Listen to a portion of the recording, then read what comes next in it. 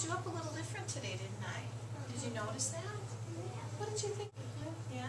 Because it's an easy way instead of everybody coming at once. Oh yeah, it's easier instead of having everybody rush right on over to the rug. It's a good way to have a few people come at one time, right? That's true. We've been working, can you tie up your shoes so that you can be a good listener, Blake? We've been working really hard at creating our stories and making them more interesting. So let's quickly review what we do. I'm not going to write it because I've got other stuff up here today, but let's quickly review what we do to make our stories more interesting and more creative. Let's see if we can think of 4 things just real quick. Michaela. Finger spaces. Does that make our story more creative? That's important, but remember that's conventions. So I want to talk about things that make our story more creative. Caitlin. Good words. Like Using, okay, interesting words. Yes, that's one thing. Let's see if we can come up with 3 more. Keegan. not telling the person what happened. Holding their interest. Keegan said, not telling the reader what happened until the end. So that would be holding the reader's interest through the whole story. Very good. Kevin. Story leads. Story leads. Good story leads. A good story lead is what, Kevin? Can you explain what it is? The reader. It holds the reader's interest and it hooks them so that they want to read more. Michaela. Make sure your do 1 sentence or 2 sentences are exciting and hook them. Right, correct. That's just what Kevin said. William? Make your story adventurous, like there's an adventure. Yes, making it adventurous. That's very...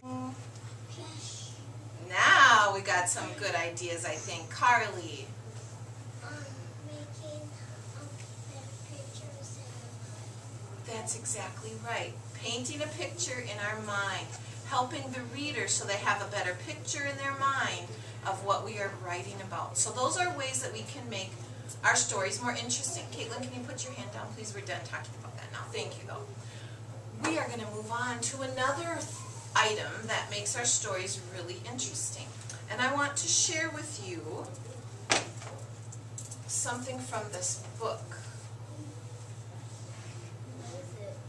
This is the Polar Express, and we haven't read it this year, but we read it last year. And I just want to share a page with you. I got the movie. I got the movie too. All right, I'm going to read this page, and you listen. The train was filled with other children, all in their pajamas and nightgowns. We sang Christmas carols and ate candies with nougat centers as white as snow. We drank hot cocoa as thick and rich as melted chocolate bars. What made those sentences really interesting? Tiffany, what made those sentences really interesting? White as snow. As white as snow. Did that paint a good picture in our mind? Because is snow really white? So when we hear as white as snow, we think of something that's really white. What else was interesting, William? They describe all the stuff that they were eating. Yeah, they did. They described it. They described the things that they were eating. I'll read those 2 things. One as melted chocolate bars. Honey? As thick as and rich as melted chocolate bars. Yes. They're using a very interesting word. What's this word? And they're doing some comparing. And by comparing, they're helping to put a better picture in our mind. So we are actually going to read one other short story. It's called 7 Blind Mice by Ed Young. I don't read blind mice. All right, yes, we do know that. And we're going to read this story too, and you're going to hear this word come up when we come to a certain page. One day, 7 blind mice were surprised to find a strange something by their pond. What is it? They cried, and they all ran home, examined the whole thing. And then he could make a better what? Inference, that's right. But I want to back up to this one page. As sturdy as a pillar. Is a pillar sturdy? It's a pillar. A pillar. there's a picture of a red one in here, I think. Yeah. A pillar is like what you see in front of buildings that hold up fronts of buildings. Oh. So as sturdy as a pillar. Okay, let's read the next one. How about as breezy as a fan? Do you know what a fan is? Yeah. So you know what it feels like to have the fan blow on you.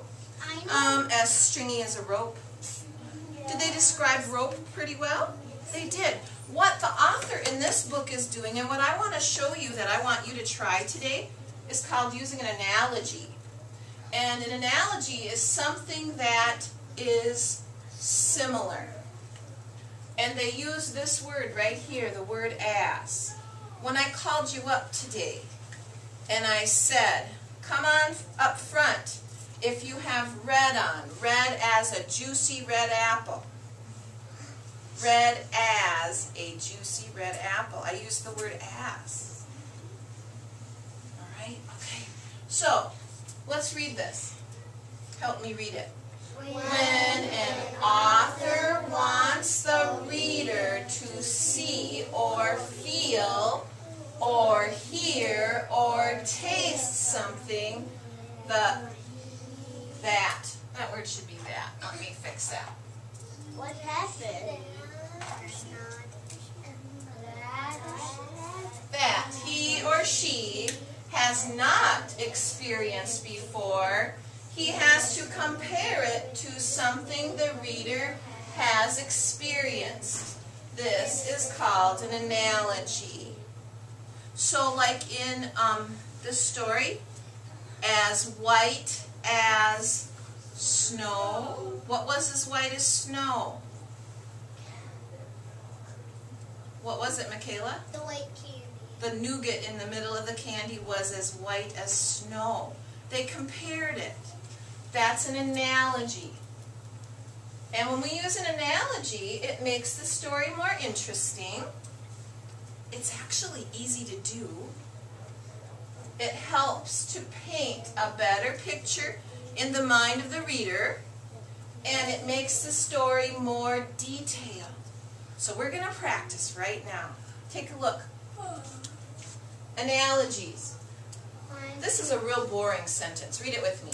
Hunter is a black dog. How can I turn that into an analogy and make it more interesting? We need to paint a picture of the color word black. So if I was explaining what my dog looks like to someone who's never seen Hunter, and Hunter is a black lab. So let's see. Caitlin, do you have as a bear? William? As black as a turned off factory. Ooh, as black as a turned off factory. Dark in there, huh? Okay. Honey? As black as thick, solid dirt. Ooh, as black as thick, solid dirt. If you turn right next to someone that's right by you and talk about things that are black, Things like nobody. what could it be? Well, there's people around you. Talk about as black as what? As black as... Talk with each other.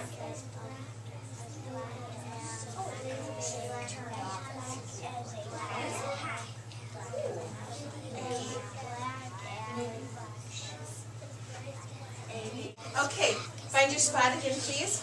5, 4, 3, 2, 1. I've made my decision as I'm going around and listening. And I'm going to write as black as... Now, did that make my sentence more interesting instead of saying Hunter is a black dog? If I say Hunter is as black as the dark night. Much more interesting. Now, let's go on and see if we can just think of a few things for each one of these. As tall as. What's something that's really tall? Building. A building. A tree. A tree. A giraffe. A giraffe. I like that one. Okay, we're going to move kind of quickly here. As skinny as. What's something that's skinny? Sadie. Paper. Ooh, paper's really skinny. That's going to be hard to beat, I think. As what's hungry? Something that's hungry. Caitlin, something hungry. A bear. As hungry as a bear, honey. As hungry as a werewolf. As hungry as a werewolf. Carly. As Tiffany. a cactus. As prickly as a cactus. That's a really good one. Keegan. As prickly as a porcupine. As prickly as a porcupine. Couple more since this seems so popular. Is that what you guys were all going to say? Thorn. Aiden. Needle. When a goldfish dies. Oh, as sad as death, I guess we could say then, huh? That is really sad. As sad as death. If your goldfish dies, that's pretty sad. My brothers died. Oh, who haven't I called on? William for a while. William, as sad as... A gold miner who didn't find gold. Ooh, as sad as a gold miner that didn't find gold. Michaela. As sad as when Santa doesn't get his cookies and his milk.